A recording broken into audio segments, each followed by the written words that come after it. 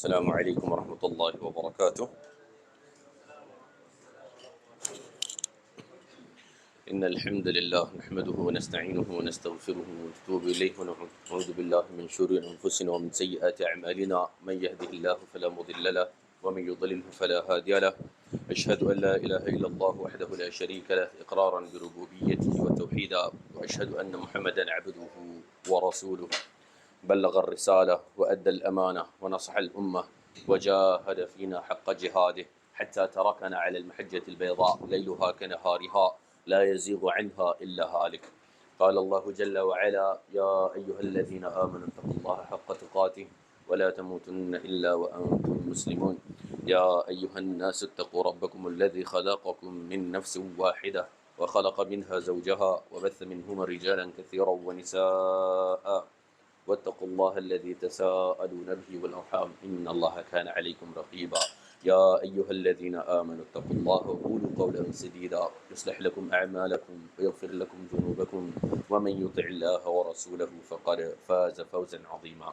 فإن أصدق الحديث كتاب الله وخير الهدي هدي محمد صلى الله عليه وسلم وشر الأمور محدثاتها وكل محدثة في الدين ضلالة وكل ضلالة في النار والعياذ بالله. أما بعد، أحبائي أعزني الله وإياكم جميعا، إخواني وأخواتي، كيف حالكم جميعا؟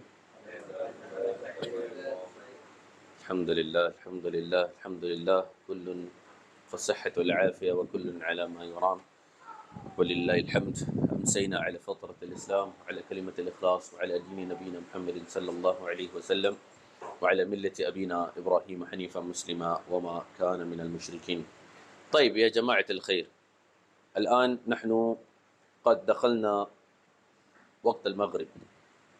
Kita dah masuk, dah selesai masuk daripada waktu maghrib, dah pun salat maghrib.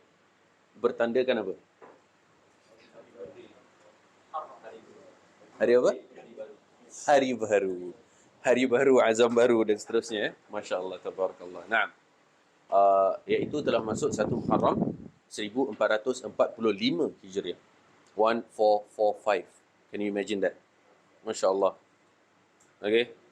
1445. Since apa? Since the migration. Since the migration. Before the migration, plus berapa tahun lagi? Plus 13 years.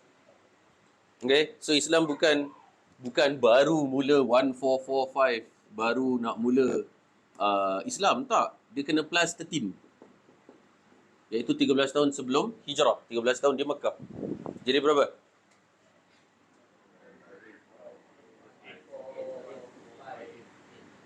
Ini mula Quran diturunkan. Nah, mula Quran diturunkan 1458 years ago. And inilah betapa jauhnya kita daripada sumber wahyu, daripada awal turunnya wahyu sampai ke sekarang. 1458 tahun lamanya daripada sumber wahyu, iaitu daripada Al-Quranul Karim. Tentunya Al-Quranul Karim hanya sempurna bila? Quranul Karim sempurna bila? 1445 plus berapa? Plus 10. Quran hanya sempurna 1455. Nah, kenapa kita kena plus 10? Because ini adalah hijrah ke Madinah. Dan setelah hijrah Madinah, masih ada 10 tahun Quran masih turun. Okay, that's why Rasul sallallahu alaihi wasallam menjadi rasul 40, kemudian 13 tahun dakwah di Mekah, kemudian 10 tahun dakwah di Madinah, meninggal umur 63. So 1445 hijrah plus 10, barulah Quran sempurna 1455 years ago. Nah, okay, ini masa dia pertama turun, ini masa dia atau should I say minus. Sebenarnya should be minus. Nah, minus. It's 1435. Nah, okay. Masya Allah, tabarakallah, Al-Quranul Karim daripada sumber wahyu yang pertama sampai kepada hari ini, kita jauhnya daripada Rasul sallallahu alaihi wasallam, jauh daripada Al-Quran 1458 tahun. Ahibbai azani Allahu iyyakum jami'an. Tahun Hijriah, kalau kita nak sentuh sedikit lah tentang tahun Hijriah sebelum kita masuk ke dalam topik perbincangan kita hari ini. Ini merupakan revision ulang kaji tahunan. Nah, macam mana dia boleh start dengan Hijriah? Kenapa Hijriah? Kenapa hijrah? Firstly, siapa yang mula memperkenalkan kalender Hijriah, Islamic calendar? Umar bin Al-Khattab radhiyallahu anhu. Itu khalifah kedua. So ada Rasulullah SAW, ada Abu Bakar, kemudian ada Umar. Which was like way later. Nah, way later. Bukan Rasulullah yang memperkenalkan kalender Hijriah, tidak. Masa zaman tu masih guna kalender jahiliah lah istilahnya. Nah, belum guna kalender Hijriah. Okay. Kalau kita teliti sejarah, interesting facts about the Islamic calendar.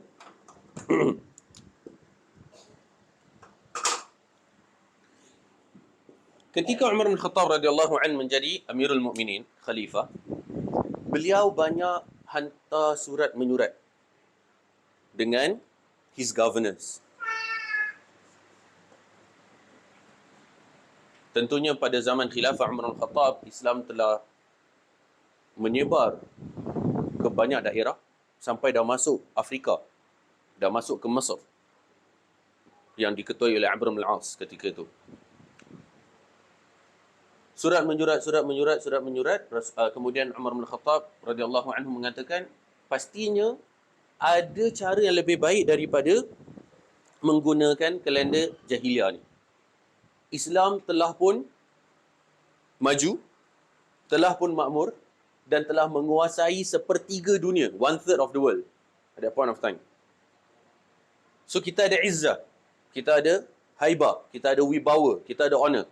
And so Umar bin Khattab gathered his sahabah, companions radhiyallahu anhum ajma'in. Kemudian mereka ingin meletakkan Islamic calendar. Dan benda ini adalah benda untuk urusan apa? Untuk banyak urusan.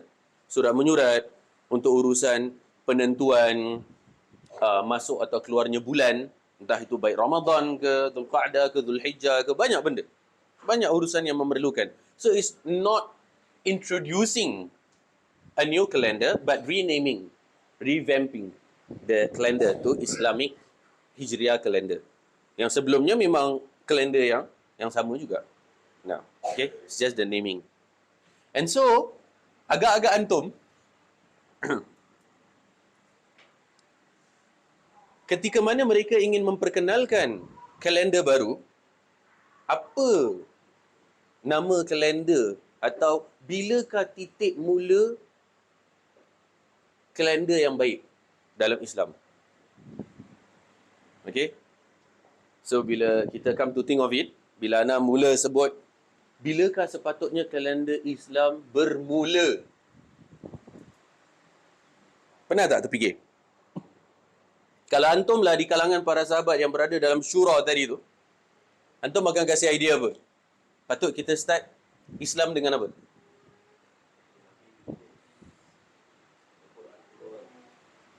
Ada sahabat yang mengemukakan pendapat, mengatakan, why not kita start dengan Maulid Nabi?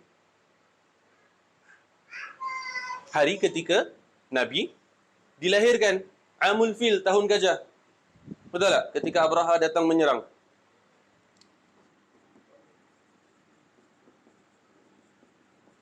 Iaitu dengan lahirnya Nabi Muhammad sallallahu alaihi wasallam. Kenapa kita tak mulakan kalender Islam? Dia bukan 1445 lagi. Berarti dia dah 1445 plus 53. Pasal Nabi di Mekah 53 tahun sebelum hijrah. Betul tak? So 1445 plus 53. If the Islamic calendar, then it would have been 14 plus 53. Nah, and then dekat belakang dia apa? Mungkin M ke, MN ke, Maulid Nabi, you know? Instead of H, hijrah. Kan? Make sense?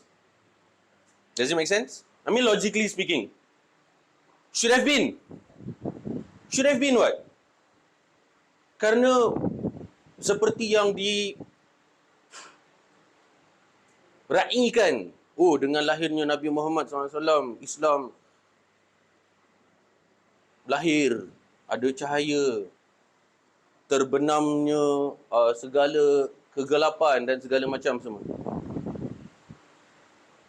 Apakah sahabat tak fikir bahawasanya Maulid Nabi tu suatu yang signifikan? Mesti sahabat dah mengemukakan pendapat tersebut, betul tak? Tapi apakah mereka okey dengan permulaan kalender Islam dengan Maulid Nabi? Sahabat ni, level sahabat tau, bukan level kita tau. Kenapa sahabat tak buat dari zaman hari pertama, tahun pertama ialah Maulid Nabi? Sahabat berbincang, kemudian mereka mengatakan, no offense, okay, no offense, but Maulid Nabi SAW tidak ada signifikan. Tidak ada signifikan dalam sejarah. Kenapa? Kerana Nabi lahirkan betul, tapi Islam belum mula pun.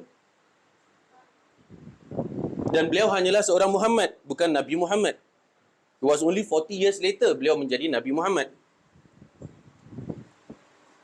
So sahabat cakap no offense. Apakah berarti kemudian kita cakap sahabat tak cinta Nabi? Habis. Tumbul soalan sekarang kan? Apakah sahabat tak cinta Nabi? Just because patutnya kalender Islam mula dari Maulid ke? Tak mula daripada Maulid, berarti sahabat tak cinta Nabi. Kalau kita kata cinta Nabi, sahabatlah paling cinta. Lebih cinta daripada kita, betul tak? Mereka mengorbankan nyawa, mengorbankan harta, mengorban semuanya. Tapi apakah hanya kerana mereka tak mula kalender Islam, Umar bin Khattab tak in untuk, okeylah kita mula dengan Maulid, yang berarti apakah sahabat semua tak cinta Nabi? So apakah agama ni dibina berdasarkan logika? Tak. Apakah hanya berdasarkan emosi? Tak. Ia berdasarkan ijtihad yang begitu kuat, iaitu pemikiran yang begitu dalam. Jadi mereka kata, no offense again, dengan cinta Nabi segalanya, tapi kalender Islam tak dapat nak dimulakan dengan Maulid Nabi kerana pada ketika itu Islam belum mula dan Nabi hanya seorang Muhammad, bukan seorang Nabi Muhammad. Dan kejahilan masih merajalela lagi ketika itu. Jadi tidak ada signifikan, maksud mereka adalah tidak ada perkara yang ingin dibanggakan. Nak dibanggakan, tak ada. So, describe the idea. Ada yang memberi pendapat, why not? Apa lagi? Agak-agak. Ramadan. Okay, Ramadan tu when Quran was first revealed, correct? Okay, apa tu? Peristiwa apa tu? Nuzul al-Quran, iaitu turunnya wahyu, turunnya Quran yang pertama, Iqra bismi rabbikal ladzi khalaq, the appointment of the prophethood, and the prophecy first came. Islam dah mula apa? Dah ada Islam apa? Dan kenapa tarikh Islam bukan 1400 something apa nak namakan pula, NQ, Nuzul Quran pula. Tadi MN, ni MQ. NQ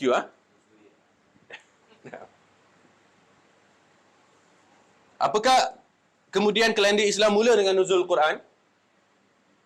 Just because pada ketika itu Islam telah pun mula. Again, perbincangan ni bukan perbincangan level kita, perbincangan level sahabat ridwanullahi alaihim jami'an. Maka mereka kemudian mengatakan, again, betul Quran dah turun, betul Islam telah bermula pada ketika itu, mula untuk menyinar. Namun tidak ada apa yang dapat nak dibanggakan ketika itu. Tak ada izzah. Pasal apa? Kaum muslimin pada ketika itu masih lemah. Ketika di Mekah lah, kaum muslimin diseksa, ditindas, dibunuh. Maka mereka tak nak Islamic calendar itu mengingatkan mereka akan kesedihan-kesedihan itu. Tak ada benda yang nak dibanggakan sangat dengan penyiksaan dan penindasan. And so they scrap the idea. Tak boleh pakai juga nuzul Quran, walaupun Islam dah mula. Kemudian setelah itu, ada apa? 13 tahun kan dakwah di Mekah. Kemudian mula dengan apa? Kita ada setelah 13 tahun hijrah ke Madinah. Baik. Sebelum kita masuk hijrah ke Madinah, perlu kita ketahui bahawasanya hijrah ke Madinah ni adalah merupakan hijrah yang ketiga di dalam Islam. Bukan hijrah yang pertama. It's not even the first migration. Hijrah to Madinah. It was not the first migration. There were two other previous migrations. Iaitu hijrah ke Habasyah. Yang pertama dan yang kedua. Ada dua kali hijrah ke Habasyah. Yang pertama tu diketuai oleh Ja'far bin Abi Talib, kaum muslimin pergi berangkat dan seterusnya. Mereka seek refuge kepada Raja Najasyi di Habasyah. Kerana di Mekah ditindas. Okey, bila kita nak sebut kalender Islam hijrah. Apakah hijrah kemudian hijrah aja? Sebenarnya dia lebih spesifik. Hijrahnya adalah hijrah yang ke Madinah. Pasal kalau kita sebut hijrah aja tanpa peka dengan fakta sejarah, maka kita boleh tersilap dan ingatkan bahawasanya adalah hijrah Habasyah yang pertama atau yang kedua. Walhal tidak. Hijrah yang kita ada, hijrah kalender adalah hijrah ke Madinah. Dan ini atas opinionnya siapa? Saranannya siapa? Ketika nak dibawa di meja bulat ni, nak bermusyawarah. Ianya adalah Ali bin Abi Talib. Yang memberi pendapat, why not kita mulakan kalender Islam dengan mulanya hijrah ke Madinah. Kenapa? Kerana dengan hijrahnya ke Madinah itulah mula dibinanya Daulah Islamiah. Negara Islam mula established. Di situ Islam mula makmur. Mula ada izzah. Mula ada wibawa and honor. Dan dengan hijrahnya kaum muslimin ke Madinah, orang kufar Quraisy bahkan dah mula respect kaum muslimin. Dan menganggap mereka sebagai sebuah established country. Kemudian berlakulah Perang Badar, iaitu perang pada tahun kedua Hijrah, Perang Uhud pada ketiga Hijrah dan seterusnya. Dan mula dinamakan dengan tahun kedua Hijrah, tahun ketiga Hijrah, Perang Khandaq tahun kelima Hijrah, kemudian Sulhul Hudaybiyah tahun ke-6 Hijrah, Khaybar tahun ke-7 Hijrah dan seterusnya. Disebutkan tahun Hijrah. So kita ada tahun ke berapa Hijrah untuk events yang berlaku setelah Hijrah. Untuk events yang berlaku sebelum Hijrah, mereka historians, para ahli sejarah, mereka menggunakan antara dua istilah. Iaitu, misalnya katalah Isra Mi'raj. Okay, mereka akan gunakan istilah 3 tahun sebelum Hijrah. Okay, they will use that. Atau mereka menggunakan tahun ke-10 daripada Nubuwah. Iaitu tahun ke-10 kenabian. So, tahun ke-10 kenabian iaitu daripada Nuzul Quran. Tahun ke-10 kenabian. Atau 3 tahun sebelum Hijrah. Kalau mereka sebut Isra Mi'raj misalnya. Mereka akan go by before Hijrah atau tahun ke berapa daripada kenabian. Macam itu. So, yeah, that's the fact. Okay. So, benda penting yang kita nak highlight, apakah di sini para sahabat mengetepikan unsur hari Nabi dilahirkan atau hari ketika Quran diturunkan dan seterusnya. Mereka tak mengetepikan. Namun, they are talking about factuals, di mana hijrah ke Madinah adalah merupakan hari yang signifikan titik bersejarah bagi kaum muslimin, sesuatu yang mereka suka untuk diingatkan, iaitu hari ketika mereka migrate from Makkah to Madinah. Even though ada je sahabat yang setelah Fathu Makkah, pembukaan kota Makkah, balik ke Makkah. Ada je para sahabat yang balik ke Makkah, tinggal di Makkah. Macam Abdullah bin Abbas ada di Makkah, Aisyah radhiyallahu anha di Makkah beberapa tahun lamanya dan seterusnya. Namun inilah dia. Sebab itu Islamic calendar dipanggil 1445 tahun Hijriyah. Nah, okay, ini just in a nutshell. Baik. Ada apa dengan kemudian kita masuk dalam bulan Muharram? Tentunya dalam Muharram ni terdapat satu hari yang di mana kita berpuasa di dalamnya akan menghapuskan dosa setahun sebelum. Iaitu kita berpuasa pada hari Ashura, hari ke-10 daripada bulan Muharram. Dan Rasul sallallahu alaihi wasallam bersabda juga, jikalau aku diizinkan untuk hidup, aku akan berpuasa Tasu'a juga, hari ke-9. Okay, there was a reason why. What happened was, when Rasul sallallahu alaihi wasallam reached Madinah, beliau mendapati orang Yahudi berpuasa pada hari 10 Muharram. Ketika orang-orang Yahudi ini ditanya, kenapa kalian berpuasa pada hari ke-10 Muharram? Mereka mengatakan, 10 Muharram ni adalah hari di mana Nabi Musa AS diselamatkan daripada Fir'aun ketika laut terbelah. Rasulullah SAW kemudian responded to that dengan mengatakan, kalau gitu, kami umat Islam lebih berhak untuk berpuasa pada 10 Muharram. Nah, and so Rasulullah urged the Muslim untuk puasa 10 Muharram. Kemudian Rasulullah menambahkan lagi, untuk menyelisihi dan supaya berbeza daripada orang Yahudi, jangan puasa hari 10 je, puasa hari 9 juga. Itu yang beliau bersabda, lain baqitu ila al-amil qadim, sekiranya aku masih hidup tahun yang kehadapan, maka aku akan puasa 9 juga. Just untuk menyelisihi orang Yahudi daripada berpuasa hari 10 sahaja. Dan memang bulan Muharram ni ialah bulan yang paling afdal untuk kita memperbanyak puasa setelah bulan Ramadan. Setelah bulan Ramadan, di antara banyak-banyak bulan yang ada, dari Muharram sampai Zulhijjah, bulan yang paling afdal untuk kita memperbanyakkan puasa ialah bulan Muharram.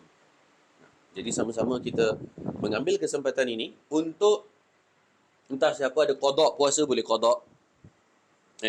Entah wanita yang haid ke, entah antum ada sakit ke, atau antum bermusafir ke, ada hutang puasa, ambil kesempatan ini untuk banyakkan berpuasa, iaitu pada bulan Muharram.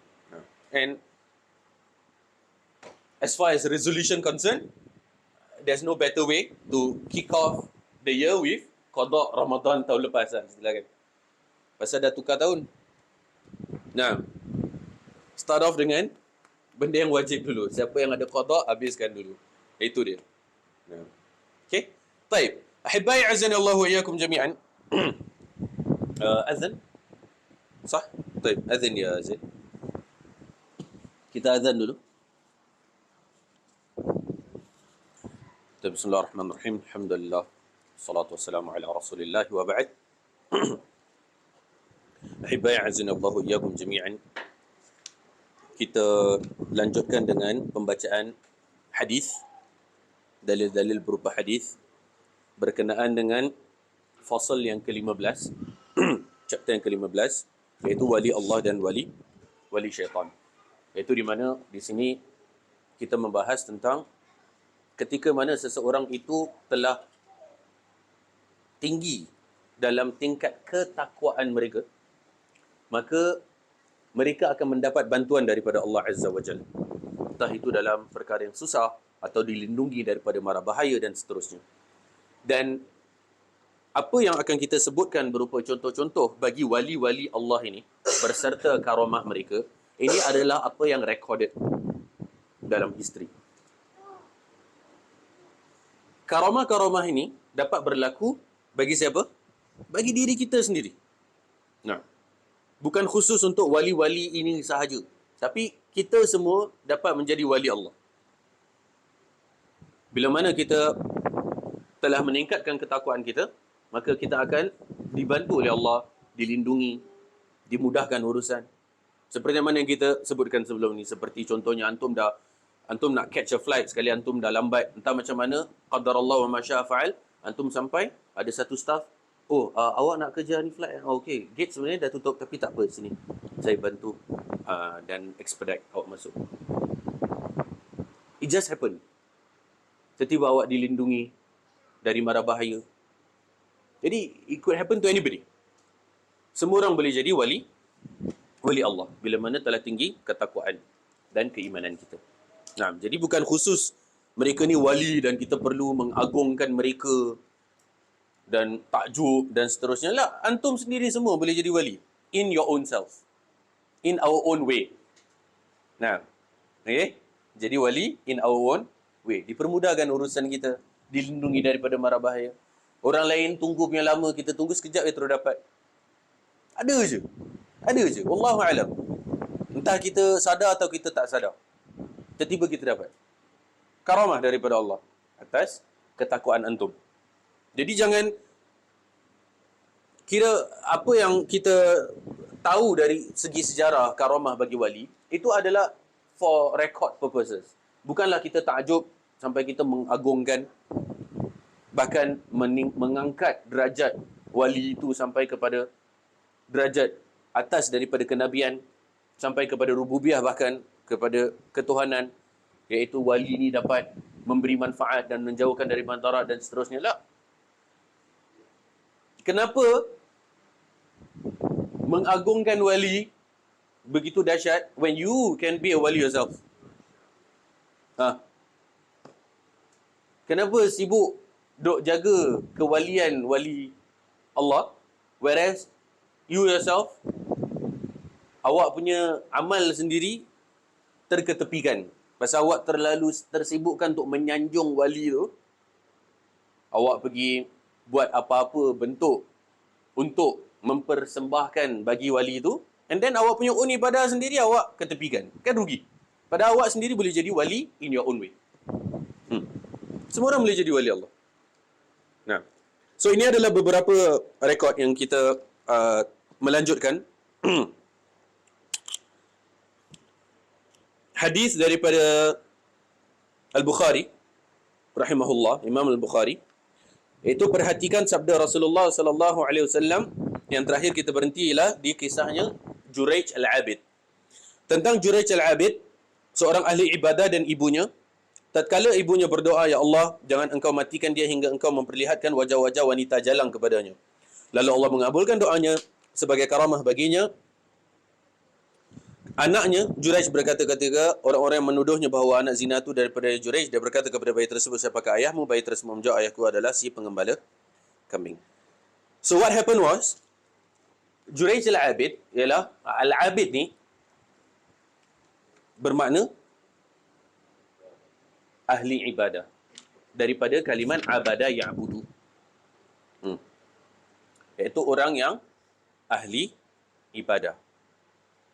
Dan ingat tak bila kita discuss tentang penggunaan lafaz alim di kosakata Melayu, kalau ada orang misalan katalah kita ajak kawan kita pergi masjid ke apa kan, jom pergi masjid solat, alah kau ni step alim lah kan, dia cakap kan. Actually salah tau.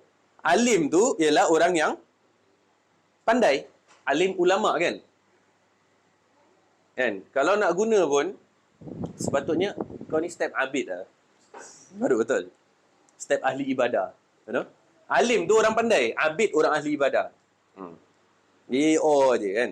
So abid ialah ahli ibadah, alim ialah orang yang alim ulama, pandai, scholar, bijak.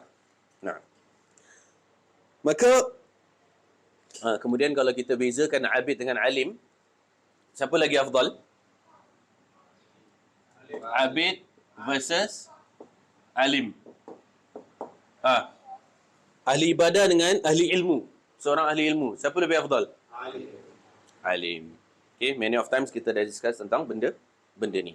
Memang abid, anda boleh menjadi seorang ahli ibadah, duduk dekat masjid pagi, petang, siang, malam, solat, baca Quran, istighfar, iktikaf, tak keluar, ibadah dengan Allah je. Kemudian versus lagi satu, alim, orang ahli ilmu yang keluar dan menyampaikan ilmu. Bukan kata dia ketepikan ibadah, tak. Tapi ada masa dia ibadah, ada masa dia keluar menyampaikan ilmu juga. Nah, maka manakah yang lebih afdal? Yang lebih afdal adalah alim. Kenapa? Kenapa orang ni pagi, petang, siang, malam, dari subuh dia tunggu Zuhur tunggu asar, asar tunggu maghrib, maghrib tunggu isyak, isyak tunggu subuh, tak keluar masjid. Tapi kalah dengan alim. Kenapa? Kerana abid, ahli ibadah, manfaatnya hanyalah untuk dirinya sahaja. Sedangkan alim, manfaatnya disebarluaskan kepada orang lain. Nah, itu perbezaan antara abid dengan alim. Dan benda ni bukan benda main-main. Ini adalah yang disabdakan sendiri oleh Rasul sallallahu alaihi wasallam. Fadlul alimi 'ala al-'abid ka fadli 'ala sa'irikum. Wa fi riwayah ka fadlil qamari 'ala sa'iril qawakib.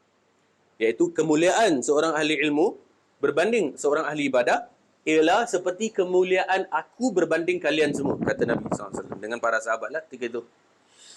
Dalam riwayat lain adalah bagaikan perbandingan kemuliaan bulan di atas bintang-bintang yang lain, kata Nabi SAW. Kerana alim ibadah manfaatnya menyeluruh ke semua orang lain dan tanpa mengetepikan ibadah sendiri jugalah. Of course. And the best is when you are able to merge between the two. You are an alim and an abid at the same time. Itu yang terbaik. Maka Jurayj al-Abid ni dia adalah seorang ahli ibadah yang terus beribadah. Selalu berada di, apa istilahnya? Di mihrabnya. Mihrab ni yang biasa dekat tempat imam kat depan tu kan, yang ada macam semicircle ke apa ke, itu dipanggil mihrab. So Jurayj ni selalu dekat mihrab dia pagi, petang, siang, malam beribadah. Satu ketika ibu dia panggil dia, "Ya Jurayj." Kemudian dia berkata kepada dirinya, berkata kepada Allah, "Ya Allah, aku sedang beribadah kepadamu dan ibadahku ini menghalangiku daripada menjawab seruan ibuku." Jadi dia tak jawab, dia tak nyaut. Hari kedua ibu dia panggil, "Ya Jurayj." Dia tak nyaut. Hari ketiga ibu dia panggil, "Ya Jurayj." Dia tak nyaut lagi. Dia sibuk dah dengan ibadah. Akhirnya ibu dia, apa kalau nak kita katakan istilah orang Melayu apa tahu? Kena sumpah. Nah, ibu dia cakap, "Ya Allah, janganlah engkau matikan si Jurayj ni sampai engkau pertemukan dia, perlihatkan akan dia akan wanita-wanita jalang, iaitu prostitutes." Ibu dia geram. Ibu dia cakap, "Janganlah engkau matikan dia sampai kau uji dia," istilahnya. Jadi ini bahayanya kata-kata ibu. Dan ulama membahaskan bahawasanya wanita tersebut, ibunya Jurayj, ialah seorang wali Allah juga. Dan sampaikan karamah dia ialah apa yang dia sebut dikabulkan oleh Allah. Jadi cerita ni bukan hanya tentang karamahnya Jurayj, tapi karamahnya ibunya juga yang menjadikan perkataan dia dikabulkan oleh Allah Azza wa Jalla. Jadi dua-dua wali Allah, baik ibu dia, baik Jurayjnya sendiri. Cuma apa yang disebutkan oleh ibunya adalah perkara yang kurang baik. So ibu-ibu yang di luar sana berhati-hati ketika mendoakan anak-anak. Nah, ketika mendoakan anak-anak. Sebab tu ada orang Melayu, mereka bila mana mereka geram dengan anak, mereka akan cakap apa? Betua betul. Betua betul. Tak, betua means bagus. Kan? Pasal the opposite of bertua apa? Celaka, malapetaka, sial dan seterusnya. Nah, okey. Jadi benda yang tak baik. Jadi orang cakap betua betul. Padahal tengah geram ni, betua betul. Nah. Bahkan ada yang sampai mengatakan, wallahu alam, okey, ada yang mengatakan bahlul betul. Jadi bahlul ni nak dijadikan cerita adalah seorang yang pandai. Nama seorang yang pandai dulu. Jadi instead of cakap, engkau ni BODOH lah, misalnya kan. So, cakap, Bahlul lah. Means doa jadi orang pandai. Pasal ada orang dulu, orang pandai nak benda Bahlul. Wallahualam. Nah, Wallahualam. Dia macam bertua ni lah kan. Macam bertua.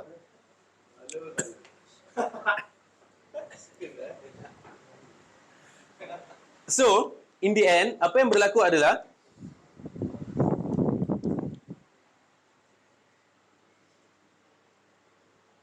ibadahnya Jurej Al-Abid ni, kewaraan dia, kezuhudan dia tersohor di seantero kota. Sampaikan ada seorang wanita jalang, pelacur, prostitute, yang berkata kepada kaumnya Jurej ni, kalau korang nak, aku akan test si Jurej ni. Just. Just. Pasal kaum dia pun cakap, alah si Jurej ni, je macam betul je. Diorang pun macam, entah adik ni ikhlas ke tidak pun tak tahu. Jangan dia riak. Jadi wanita jalang ni, pelacur ni pun mengatakan, kalau korang nak, aku akan test dia. Dan kaum dia pun macam, okay, fine, why not? Silakan. Maka, pelacur itu mendatangi Jurej Al-Abid. Mengganggu dan menghasut Jurej Al-Abid. Dan Jurej Al-Abid tidak berkutik sedikit pun. Dia tak tengok pun wanita tu. Padahal wanita tu kira yang tercantik lah dekat kota tu. Kira siapa pun akan tunduk kat dia. Tapi Jurej tak berkutik sedikit pun. Maka wanita itu pun putus asa keluar dan mendatangi seorang pengembala kambing yang tinggal berhampiran dengan Jurej. Dia kemudian mempelawa dirinya agar disetubuhi oleh pengembala kambing tadi, a shepherd. Maka shepherd itu pun bagaikan kucing diberi ikan. Nah, singkatkan cerita, wanita itu pun hamil, pregnant. Kemudian dia menyebarkan fitnah bahawasanya ini adalah anak Jurej. Anak Jurej Al-Abid. Oh, orang-orang semua marah. Kaum semua mengamuk. Mereka datang dan mereka pecahkan dan robohkan mihrabnya si Jurej Al-Abid sampai hancur. Sampailah ditunggu-tunggu oleh Jurej ketika wanita ini melahirkan anak. Kemudian dia kembali, dia kemudian mengasingkan diri dia lah sementara. Kemudian bila dia dengar wanita tadi melahirkan, dia pun datang balik dekat kampung tu. Kaum dia pun cakap, ini dia nak claim anak dia ni. Betul lah. Ni pasal dia datang balik. Kalau tak mesti dia dah pergi apa. Ni dia datang balik. Ni betul lah berarti anak dia. Baru nak mengaku lah tu istilahnya, orang cakap. Namun ketika Jurej datang, kemudian dia meminta agar wanita tadi membawakan anak kecil tadi. Dipersaksikan oleh semua kaumnya. Jurej kemudian bertanya kepada bayi tadi, siapakah ayahmu? Dan kerana Jurej adalah salah satu daripada wali Allah dan karamahnya si Jurej, bayi tersebut kemudian mengatakan, ayahku adalah Fulan bin Fulan, sang pengembala kambing. Barulah kemudian kaum dia terkejut dan terperanjat mendapati karamahnya si Jurej, iaitu bayi tadi berbicara. Sampai mereka mengatakan kepada Jurej, kalau engkau nak, kami akan bina kembali mihrab engkau daripada emas. Katanya dia, tak, aku tak nak, just bina daripada tanah seperti mana sedia kala. Jadi mereka pun bina kembali mihrabnya Jurej Al-Abid. Itu kisahnya Jurej Al-Abid dan karamahnya dia. Kemudian juga perhatikan sabda Rasulullah sallallahu alaihi wasallam tentang 3 orang yang terperangkap dalam gua yang tertutup oleh batu. Lalu mereka berdoa dan bertawassul kepada Allah dengan amal soleh mereka. Lalu Allah mengabulkan doanya dan membukakan batu tadi hingga mereka dapat keluar dengan selamat. Kejadian merupakan karamah bagi mereka. Dan topik ini pastinya telah kita bincangkan sebelum ini di dalam bab tawasul. Antum boleh rujuk kajian yang sebelum ini. Nanti mungkin Saifullah boleh pastikan kajian yang tarikh atau tanggal bila yang kita berbicara tentang tawasul.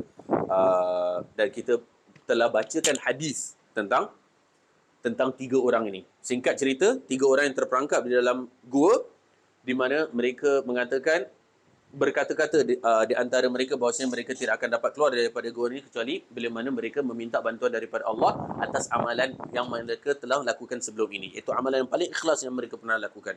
Jadi mulalah yang pertama berkata dia punya birrul walidain ni top notch, iaitu dia berbakti kepada kedua ibu bapa. Sampaikan bila mana dia keluar mengembala kambing dan kemudian dia balik, dia tak berikan susu kepada anak dan isterinya kecuali setelah mana kedua ibu bapa dia minum dahulu. Kemudian sahabat orang yang kedua iaitu ketika mana dia suka dengan sepupu dia, cousin dia sendiri dan ingin berzina dengan wanita tersebut. Namun ketika mana telah mendapat kesempatan, wanita tersebut berkata kepadanya, ittaqillah, takutlah akan Allah, maka dia pun kemudian tak jadi untuk berzina dengan cousin dia tadi. Nah, kemudian yang ketiga ialah tentang seorang yang amanah dalam memegang gaji pekerjanya, iaitu orang-orang yang bekerja dengan dia, kemudian hendak dibayar gaji, kemudian pekerja itu tak datang ambil gaji, dia pergi. Jadi apa yang dilakukan oleh employer tadi adalah dia invest harta milik pekerja tadi, gaji dia belikan ternakan, dia gembalakan, kemudian dia buatkan sawah dan seterusnya. Sampailah suatu ketika pekerja tadi datang bertemu dengan employer dia, cakap, mana gaji aku? Mana gaji aku? Kemudian employer tadi cakap, ini semua adalah milik engkau. Iaitu ada entah kambing, lembu, entah cocok tanam, berupa sawah kah, segala macam tanaman. Kemudian pekerja tadi mengatakan, kau memperlekehkan aku ke? Kau memainkan aku ke? Cakap, tak. Ini adalah gaji engkau yang aku grow. Okay? Aku tumbuhkan, aku invest. Kemudian pekerja tadi mengambil semua harta dia dan jalan pergi. Maka ketiga-tiga mereka mengatakan, ya Allah, kalaulah engkau tahu aku betul-betul birrul walidain, berbakti kepada kedua ibu bapa. Ya Allah, kalau engkau tahu ya itu aku tidak melakukan zina kerana takut kepada engkau. Ya Allah, kalau engkau tahu aku memegang amanah dan menyampaikan amanah kepadanya. Maka ketiga-tiga mereka mengatakan, selamatlah kami daripada gua ini. Maka gua itu pun terbuka dan mereka pun keluar dengan selamat. Okey, antum boleh rujuk kajian lebih lanjut tentang itu pada pembahasan yang telah kita bahas sebelum ini. Jadi itu adalah mereka bertawasul, mereka adalah wali-wali Allah dan mereka mendapat karamah itu. Kemudian sabda Nabi SAW tentang kisah pendeta dan anak kecil yang dalamnya disebutkan bahawa anak kecil tersebut melontar batu ke arah binatang buas. Taib. Wah, ini cerita panjang ni.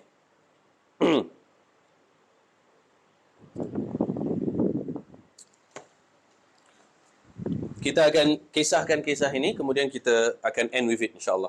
Nah.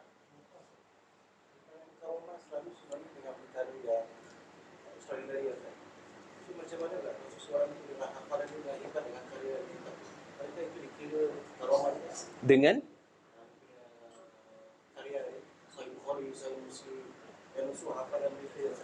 wallahu alam, boleh jadi, tak menjadi mustahil bahawasanya itu adalah part of karamah.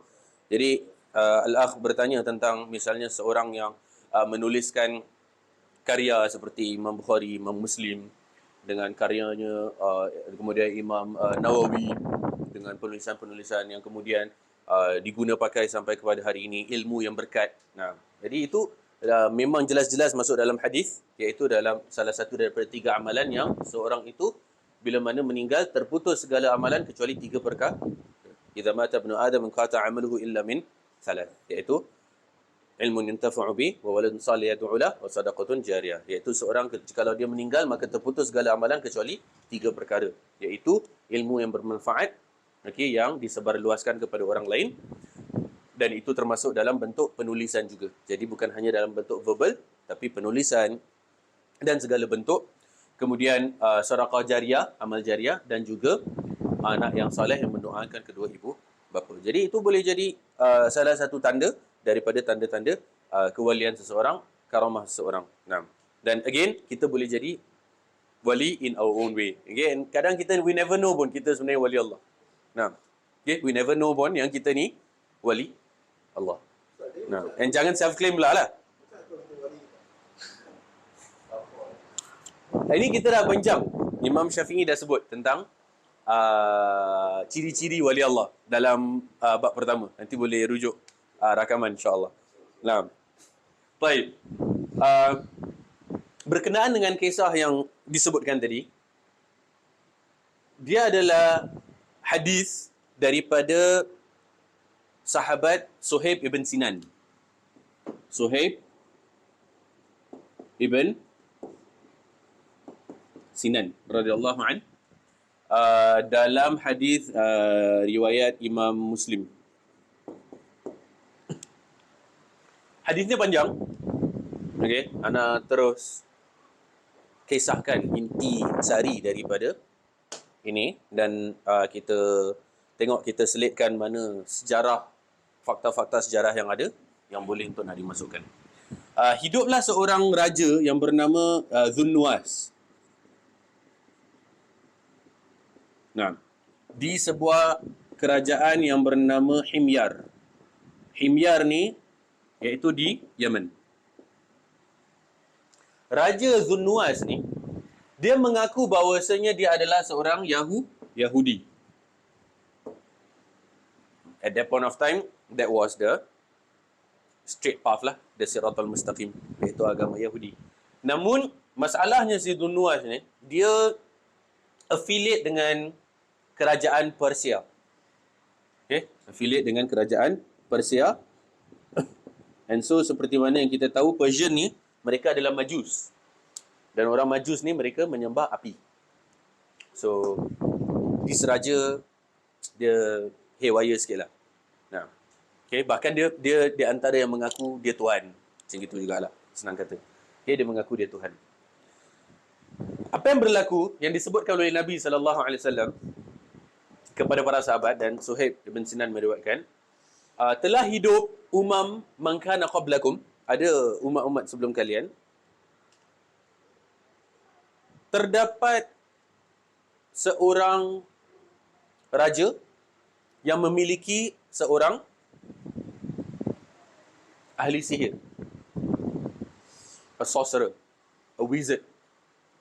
Pasal raja-raja ni dari dululah sampai ke hari ni, sampai ke hari ini.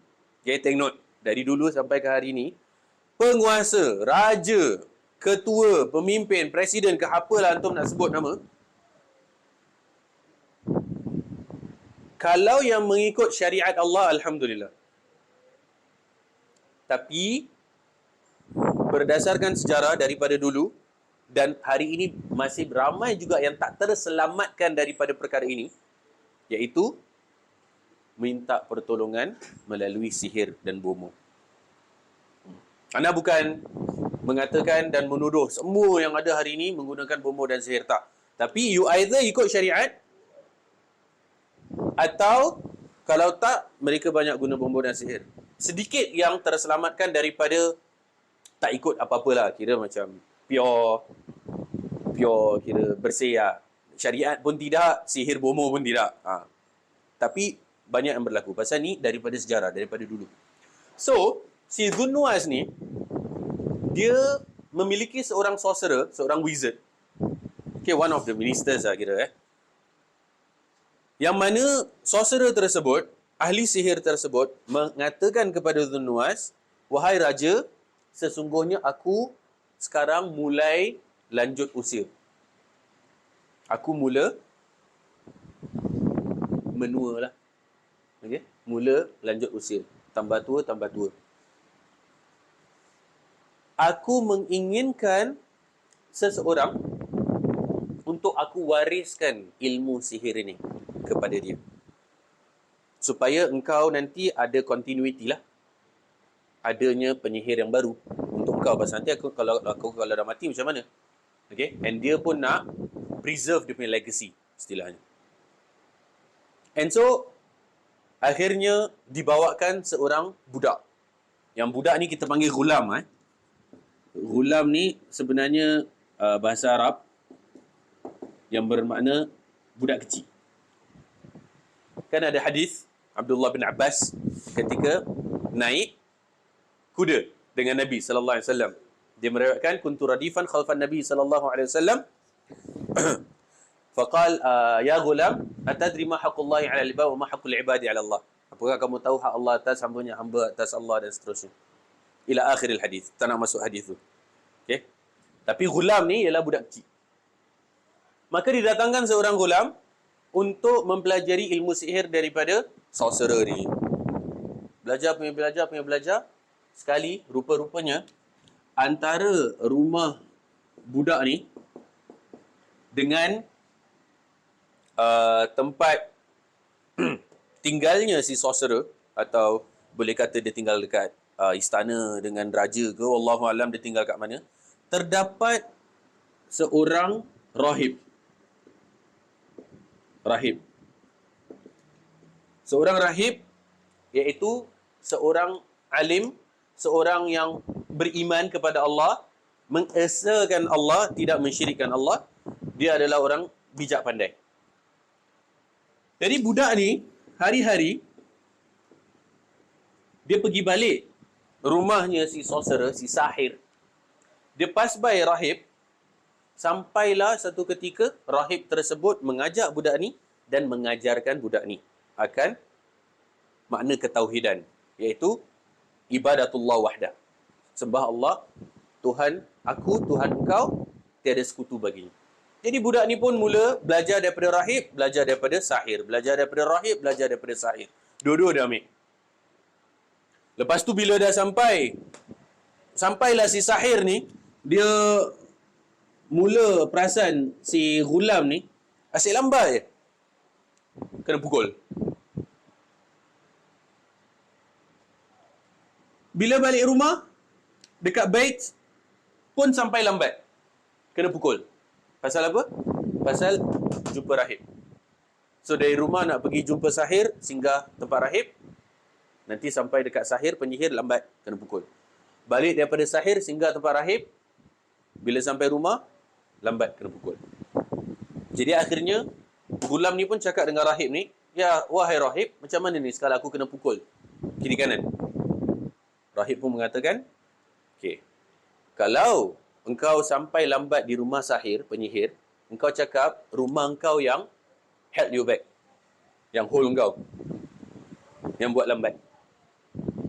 Dan bila engkau balik ke rumah lambat, engkau cakap sahir yang pegang kau, tak kasih balik cepat. Gitulah dia terus. Dan ini orang Melayu panggil bohong apa? Bohong sunat orang panggil. Tapi sebenarnya ada tak bohong sunat? Tak ada. Apa yang berlaku di sini ialah, kenapa dibolehkan bohong ni dibolehkan adalah jikalau di waktu peperangan. Di waktu peperangan boleh berbohong. Part of the strategy. Contoh macam Panglima Perang Rashidi. Okay. Dan kemudian dia ada pasukan kan. Pasal dalam pasukan ni boleh jadi ada spy from the enemy. Jadi Rashidi cakap, okey, besok kita akan march melalui utara. Jadi spy ni dah dengar. Dia pun balik and inform. Sekali besok pagi Rashidi, okey, jom. Sebenarnya kita nak jalan ikut arah selatan. Let's go by the south instead of the north. And then pasukan cakap, tapi semalam cakap utara tak? Tu bidik je. Nah, pasal ada spy. Walhal pagi nak cakap, nak ikut south instead of north. Sebagai contoh. Untuk strategi perang. Dan juga, boleh untuk apa? Untuk menyelamatkan nyawa. So, budak ni ialah untuk menyelamatkan nyawa dia. Boleh untuk berbohong. Nah, benda-benda yang lain tak boleh. Nah, ada juga yang memasukkan juga ialah untuk mendamaikan antara suami isteri. Jikalau ada suami isteri yang sedang bergaduh, antum adalah orang yang islah di tengah misalnya, kemudian antum pun buat reservation dinner, kemudian antum cakap dengan isteri, husband awak buat reservation. Kemudian awak cakap dengan suami, isteri awak buat reservation pasal rindu nak jumpa awak. Pada awak yang buat reservation tu. Nah, okey, pun tak ada masalah. Sahabat-sahabat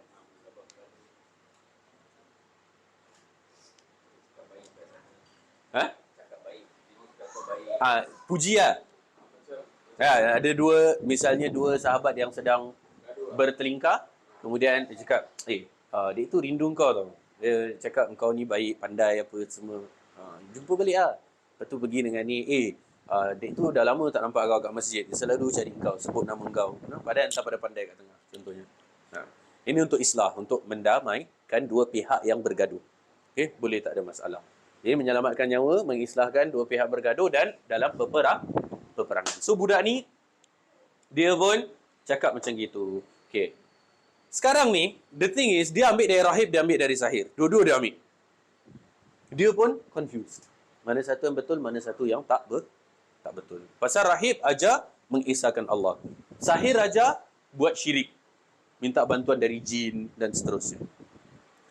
Akhirnya, suatu ketika, terdapat sebuah binatang besar yang menghalangi jalan manusia. Ini disebutkan dalam hadis. Antum boleh rujuk hadis ni dalam Sahih Muslim. Sebuah binatang besar yang menghalangi perjalanan manusia. Jadi budak ni pun, si gulam ni pun dia cakap, ini kesempatan aku untuk membuktikan yang rahib betul atau yang sahir betul.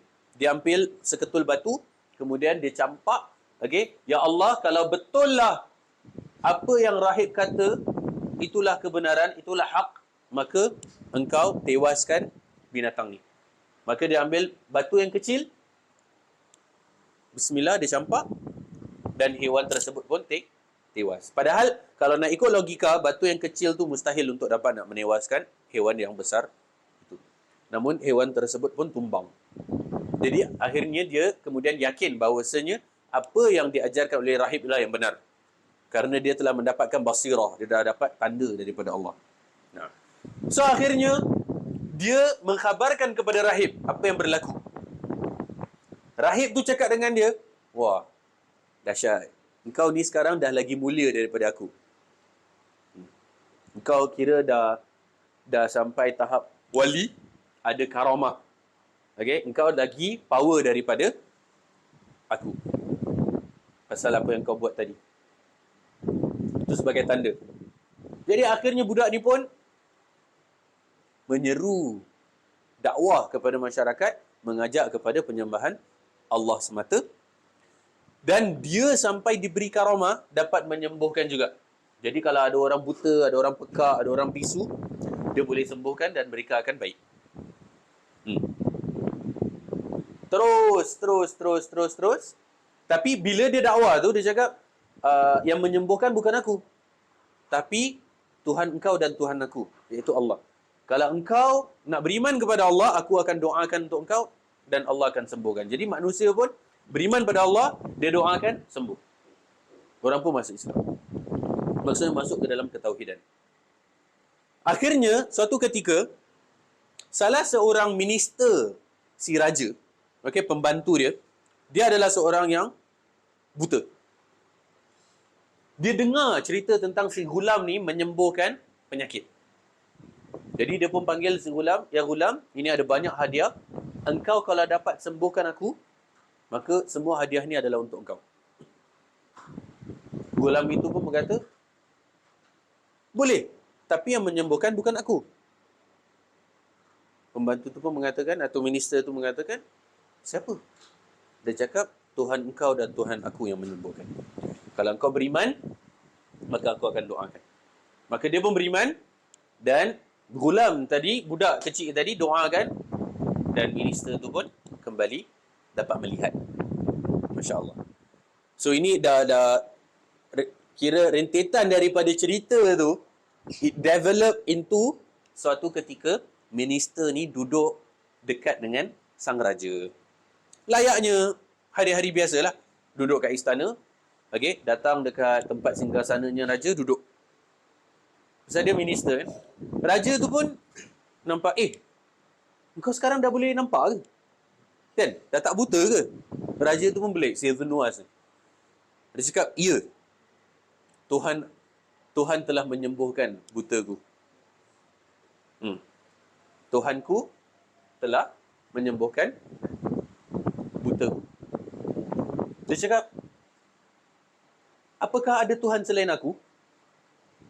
Habis dah start. Si Zunuas dah start.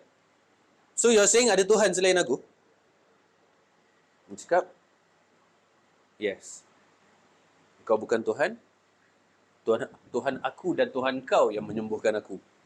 Kata si minister dia ni, mencari pasal betul. Tuhan kau dan Tuhan aku yang menyembuhkan. Habis. Jadi akhirnya si minister ni pun kena soal siasat. Sampailah raja push. Dia sebut nama Ghulam, nama budak tu.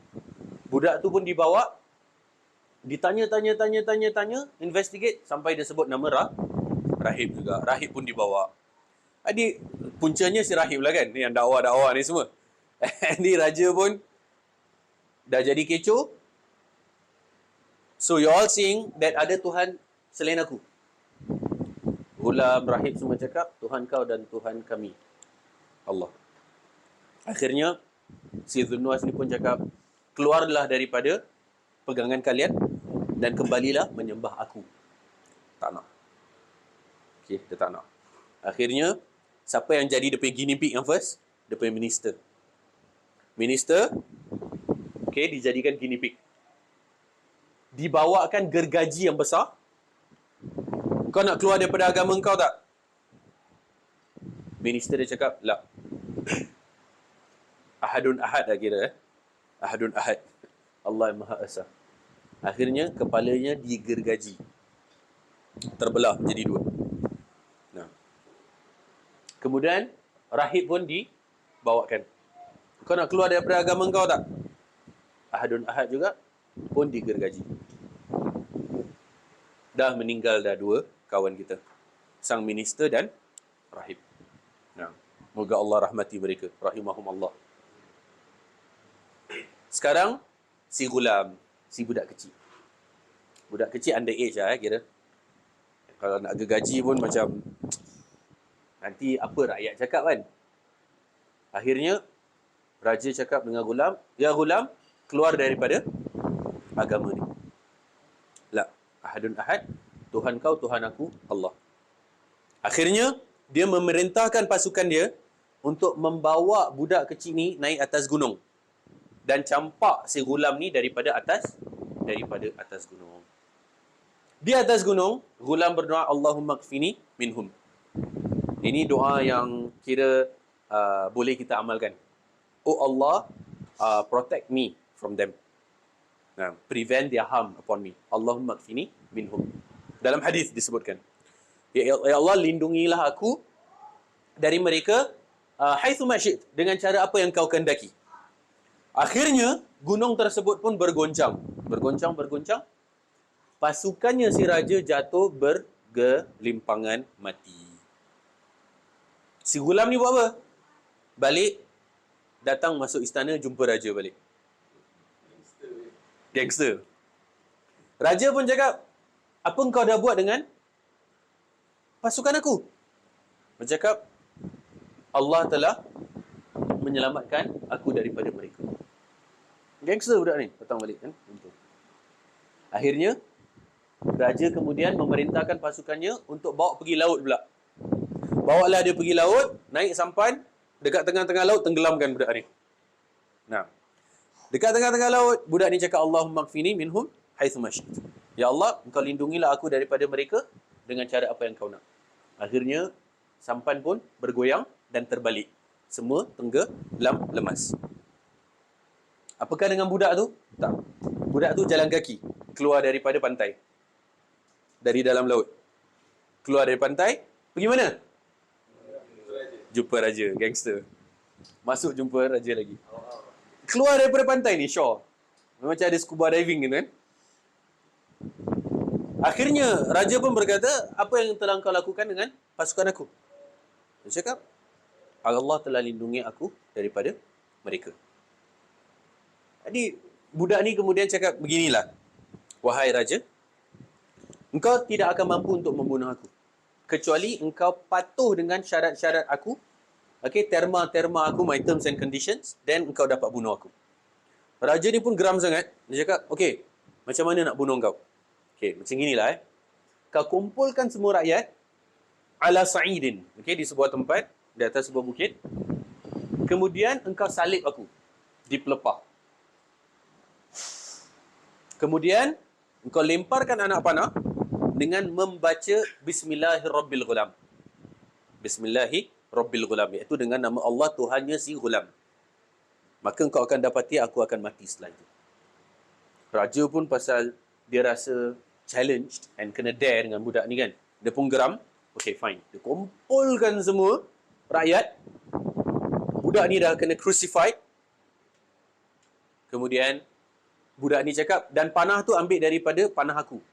And so, raja ambil daripada panah budak ni. Kemudian baca Bismillahirrabbilghulam. Okay.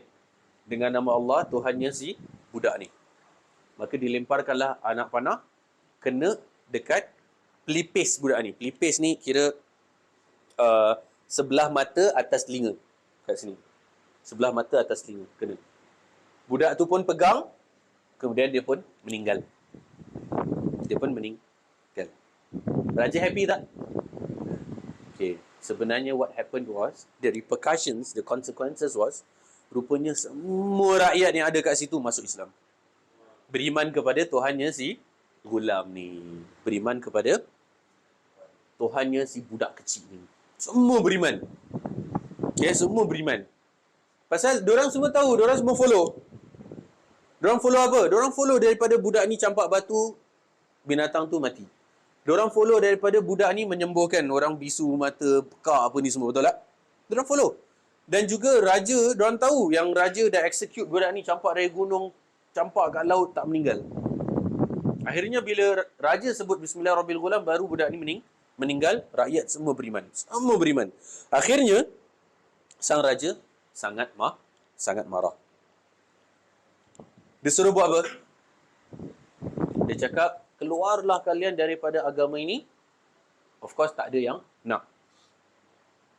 What happened afterwards was recorded in Al-Quran.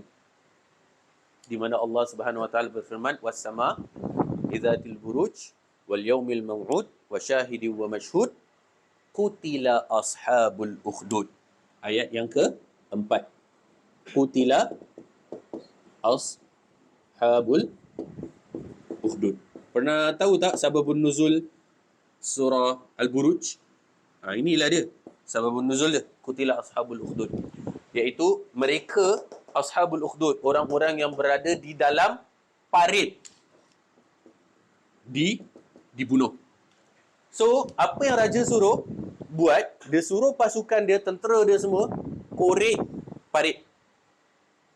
Kemudian dinyalakan dengan api parit tu. Engulfed in flame. Setiap satu, engkau nak keluar daripada agama tak? Tak nak. Terus campak masuk. Masuk parit, masuk longkang, terbakar. Sebab tu Allah berfirman, qutila ashabul ukhdud. Dibunuh ashabul ukhdud, iaitu orang-orang yang berada dalam parit. An-nari dhatil waqud. Api yang menyala. Idhum 'alaiha qu'ud. Iaitu ketika mereka duduk di sebelah parit tu, duduk perhatikan. Idhum 'alaiha qu'ud wa hum 'ala ma yaf'aluna bil mu'minina syuhud. Dan mereka atas apa yang mereka lakukan terhadap orang-orang yang beriman ketika itu menyaksikan. Iaitu diorang tengok. Jadi tentera dia duk campak masuk dalam parit yang engulfed in flame. Antum tengok surah Al-Buruj, verse number 4 sampai kepada verse number 8. Okay, baca dia punya sababun nuzul, balik kepada cerita si Dhun-Nuwas. Balik kepada cerita budak kecil yang mendapatkan karamah daripada Allah Azza wa Jal. Okay, so antum boleh relatekan antara surah Al-Buruj ayat 4 dengan hadis riwayat Muslim yang disebutkan oleh Nabi SAW. Kalau antum buka tafsir Ibn Kathir, definitely akan ada hadis ni.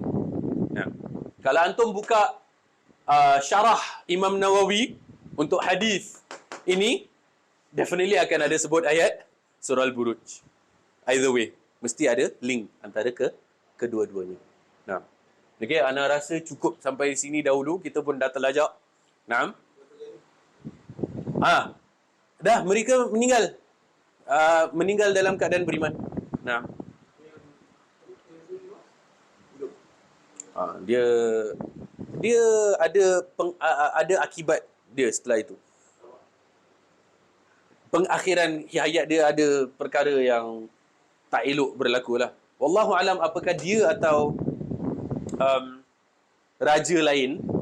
Pasal ada raja similar case, Wallahu alam apakah Dhunnuwas atau Fir'aun di mana dia diazab dengan lalat masuk dalam kepala. Anda tak tahu apakah Dhunnuwas atau raja lain? Itu Namrud. Dia ketuk kepala dia every time. Itu Namrud berarti. Ada pengakibat yang berlaku juga kepada dia, wallahu alam.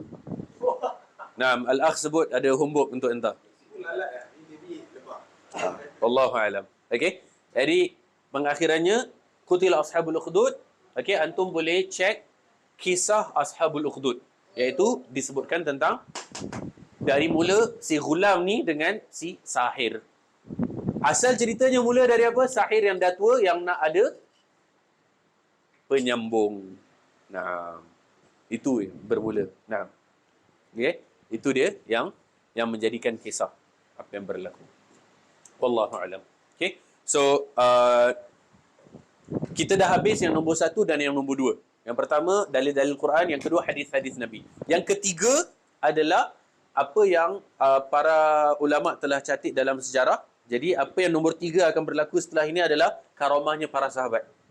Akan disebutkan nanti tentang karamahnya Imran bin Husain, tentang Abu Darda, Salman Al-Farisi, tentang Al-Khabbab, kemudian ada tentang Sa'ad bin Abi Waqqas, dan ada a few daripada para sahabat. Nanti akan kita sama-sama bahas bagi hujah-hujah tentang wali Allah dan karamah-karamah mereka.